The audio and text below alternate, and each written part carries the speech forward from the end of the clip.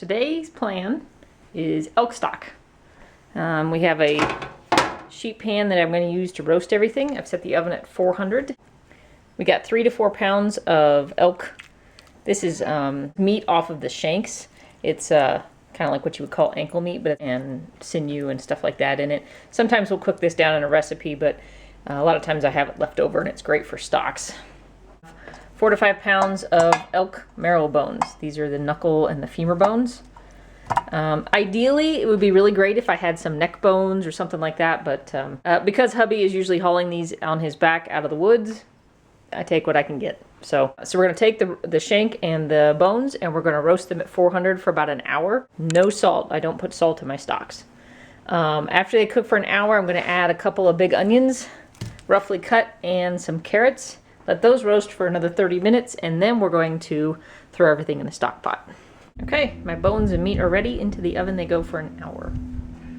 Okay, so now we have my carrots and onions, and we're going to add those to the roasting pan for another 20 to 30 minutes. Okay, so while the onions and carrots are roasting, I'm creating a little bundle of herbs here. We got some rosemary and some thyme. I've got some bay leaves. You know, you can use whatever you prefer as far as herbs or not.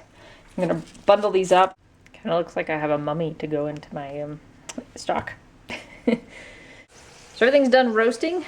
I'm going to add it to some filtered water and bring the level all the way up. And then bring it to a low simmer and let it cook for the next 24 to 36 hours. You can go up to 72 hours, I think. But if you're just making a beef broth, you can just do this for a few hours and it will just get the flavors out.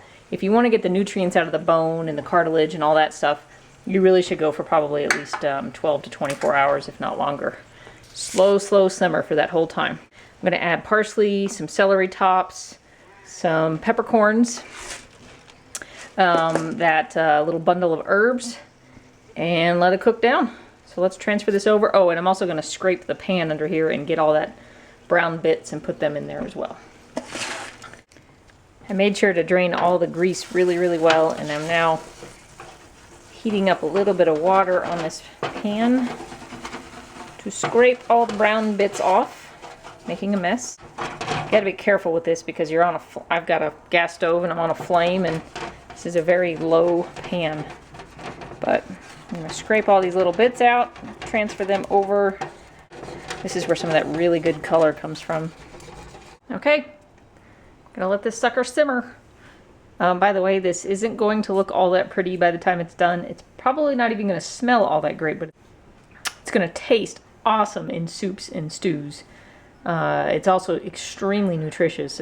If you're really trying to pack on some nutrients, a lot of people will drink like a cup of this a day. And again, this recipe is good for beef, elk, deer. I guess you could use antelope too if you like that flavor. But this is elk, which is a fairly neutral game. Well, and I'm going to use all of this stock to then make elk stew, which I'm going to pressure can later this week.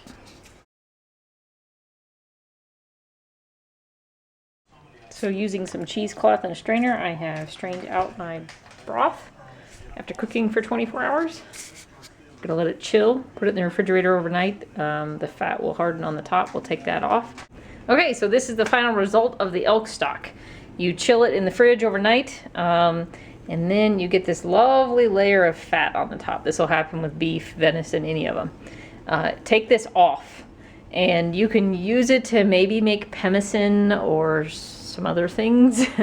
I'm not real keen on the flavor myself, so about the best I might do with it is mix it with birdseed and put it outside in the winter for the birds. But there you go. So I'm going to take the fat off of this.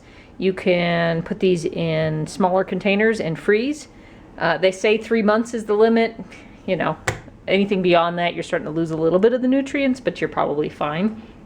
Another thing I do with them is put them in ice cube trays, freeze them, then separate it and put it in a Ziploc bag, and you have instant little cubes for, say, small sauces or sauteing with vegetables to increase their nutrient value. So there you go. Now, one thing you really want in your stocks is when it gets cold to almost be jelly-like. I don't know if you can tell, this has got a little gel to it. If I had neck bones, or if I had used, like, say, a foot, that's where they use chicken's feet or calves' feet, because the gelatin in them helps gel up your stock and takes up your nutrition level. But this isn't too bad. This is, you know, it's not pure liquid. I don't know if you can see this, but it's very thick. And when you heat it up, it'll go back to being pure liquid again. So, but a sign of a good stock is if it thickens for you.